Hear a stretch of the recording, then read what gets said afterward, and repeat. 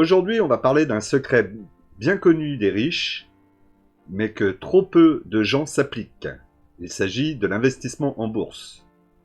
Tu t'es déjà demandé pourquoi est-ce que les gens les plus riches, pour la plupart, investissent en bourse, et pourquoi est-ce qu'ils ne laissent pas dormir leur argent sur des comptes bancaires?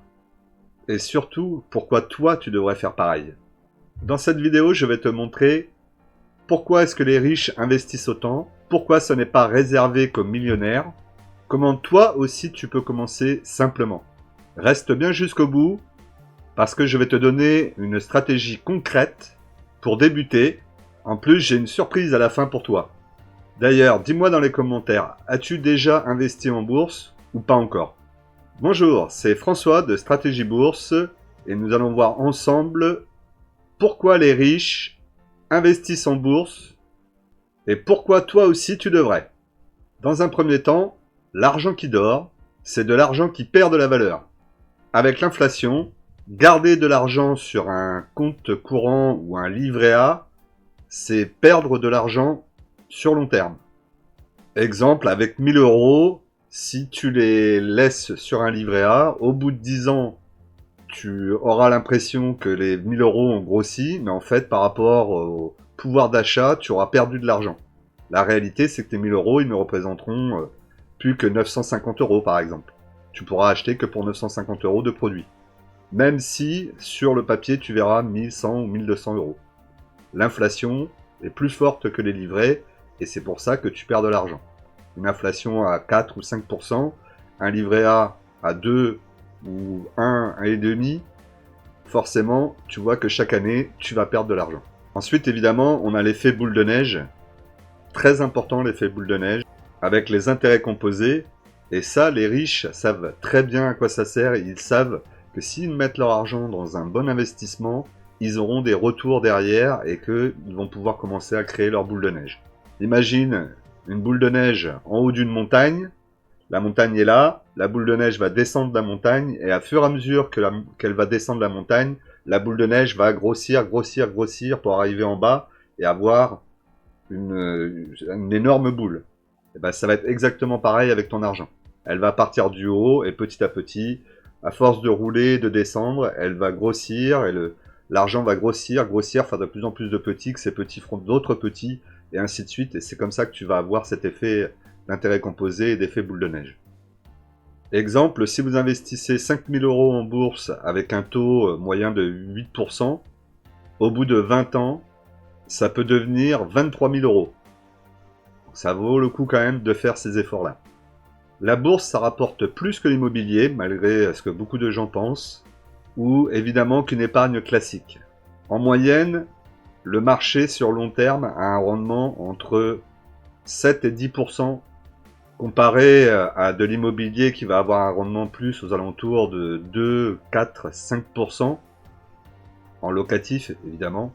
Et alors après, ne parlons même pas du livret A qui lui va toujours être en dessous de l'inflation, donc forcément les rendements peuvent être très bas, on peut aller jusqu'à du 0,5%, ce qui est ridicule. Et évidemment la liberté financière et la génération de revenus passifs. Les riches utilisent la bourse pour vivre des dividendes et de la croissance de leurs actions.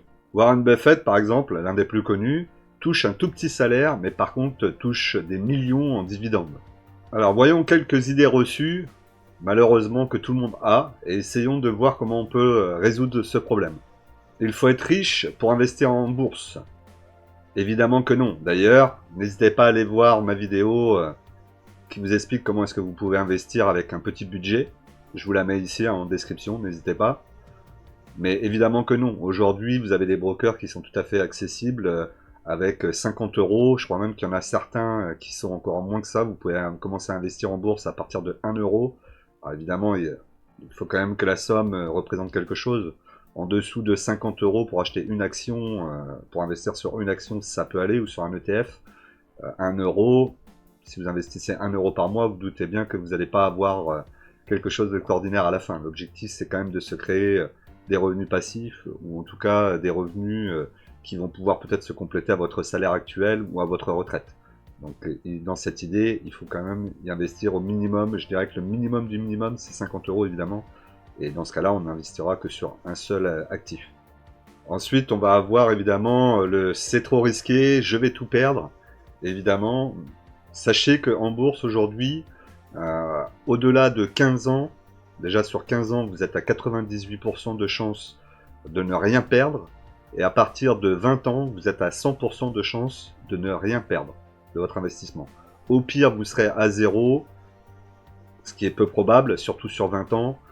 Dans le meilleur des cas, vous allez générer de toute façon des revenus passifs, que ce soit sous forme de dividendes ou sous forme de croissance d'actions ou de la croissance sur vos ETF. Mais dans tous les cas, vous allez générer forcément des revenus.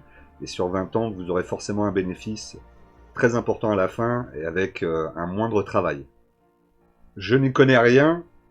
Tout ça s'apprend, évidemment. Comme vous, j'ai commencé par les débuts, par rentrer dans l'univers de la bourse, où c'est vrai qu'au départ, c'est pas facile, mais en s'accrochant et en ayant les bons outils, on y arrive, et on peut y arriver même encore plus facilement si vraiment on va se documenter aux bons endroits. D'ailleurs, je vous rappelle que vous avez mon e-book dans la description, e-book sur lequel vous allez pouvoir commencer à vous renseigner, à vous éduquer, à vous former sur la bourse, et cet e-book peut vous permettre de commencer à investir en 7 étapes.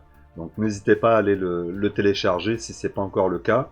N'oubliez pas aussi que je peux vous accompagner si vraiment vous n'arrivez pas à faire le premier pas. N'hésitez pas aussi, dans la description, vous avez la possibilité de prendre un rendez-vous avec moi pour un échange de 30 minutes. On échange un petit peu sur votre situation, ce que vous voulez faire, et voir si mon accompagnement peut vous aider pour commencer à faire vos premiers pas en bourse.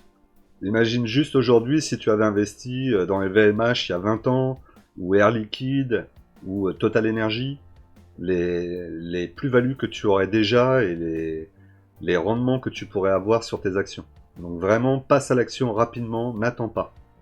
Alors maintenant, par où commencer si tu es débutant? Alors par la base, donc la première chose, tu vas chercher un broker, un courtier on appelle ça, courtier plutôt solide pour commencer, dont tu as confiance.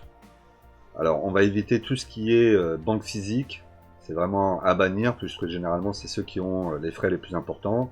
Ensuite tu vas avoir des banques qui te proposent banque et PEA, tu vas avoir des courtiers qui font que le PEA et le compte titre. Ça va dépendre de ce que toi tu souhaites. Si tu es déjà dans une banque en ligne comme Fortuneo ou Boursorama, sache qu'ils proposent déjà le PEA, tu peux ouvrir un PEA chez eux, ou un CTO selon ta situation.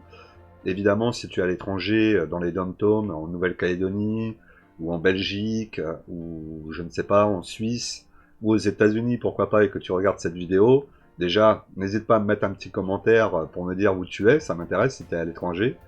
Et sache que pour chaque situation, il y a une solution, et chaque pays a ses fiscalités propres. Ensuite, on commencera par investir dans des grosses actions, donc type 440. On essaiera d'abord de rester sur des grosses capitalisations qui sont plus solides, avec peut-être moins de risques de volatilité, notamment sur des très bons dossiers. Et ça vous permettra comme ça de vous familiariser au mieux avec la bourse. Vous aurez la possibilité aussi, pourquoi pas, de commencer par investir dans des ETF, ce qui est aussi une solution assez simple d'investir. Moi, je conseille plutôt de commencer par les actions au départ, peut-être une action au départ, histoire de comprendre un petit peu comment ça fonctionne, le fait d'être propriétaire d'une partie de la société, d'être actionnaire d'une certaine partie de la société, de voir les avantages que ça peut amener, de comprendre l'effet boule de neige via les dividendes, et ensuite, pourquoi pas, passer sur l'ETF. Après, ce n'est qu'un choix personnel. Fixez-vous un budget d'investissement mensuel que vous tenez, c'est très important. Commencez petit et grossissez petit à petit votre investissement en bourse, sachant que il est très conseillé, en tout cas moi je vous le conseille, de ne jamais revenir en arrière. On essaye de monter progressivement son investissement, mais sans jamais faire de pas en arrière. En tout cas, dans la mesure du possible. Ça veut dire que si vous commencez par 400 € à mettre tous les mois mensuellement, de façon automatique, je dirais même en vous payant les premiers, et ça c'est très important, ne revenez pas après à 300 € au bout de 3 mois. Il vaut mieux dans ce cas-là commencer à 200 € et vous dire quand j'aurai la possibilité je passerai à 250, et puis si 250 je vois que ça commence à être limite pour moi, je reste à mes 250, Et pourquoi pas, à la fin du mois, il vous reste un petit peu d'argent sur le compte. Cette partie, vous la mettez en bourse aussi. Comme ça, vous restez quand même toujours sur votre objectif que vous vous êtes donné et vous tenez cet objectif à travers le temps. Et évidemment, je viens de le dire, ce qui est encore le plus important, c'est n'oubliez pas que vous avez un objectif long terme et que vous n'êtes pas sur un sprint, vous êtes sur un marathon et qu'il va falloir tenir pendant 15 à 20 ans et mettre tous les mois régulièrement, dès le début du mois, votre argent pour votre investissement et pour votre futur surtout. Alors si cette vidéo t'a plu, comme d'habitude, pense à liker, à t'abonner évidemment, à cliquer sur la cloche pour recevoir les dernières notifications. Les commentaires, c'est très important, donc je compte sur vous pour mettre le plus de commentaires et de toute façon pour échanger ensemble évidemment. Et si tu veux aller plus loin dans un investissement intelligent et que tu ne sais pas par quoi commencer, commence par télécharger mon e-book dans la description. Et ensuite, dans un second temps, si tu veux encore aller plus loin et tu souhaites être accompagné, n'hésite pas à réserver un appel avec moi. Je vous le dis encore une fois, il n'y a pas d'obligation à la fin de cet appel. On échange ensemble, on voit comment je peux vous aider, soit par l'accompagnement, soit en vous donnant quelques conseils. Et ensuite, eh ben, ça sera vous qui serez libre de décider. On se retrouve dans la prochaine vidéo, la semaine prochaine. Et d'ici là, n'hésite pas à retourner voir un petit peu toutes les vidéos qui sont sur la chaîne et me dire ce que tu en penses. Allez, on n'oublie pas, en investissement, les impatients payent pour les patients.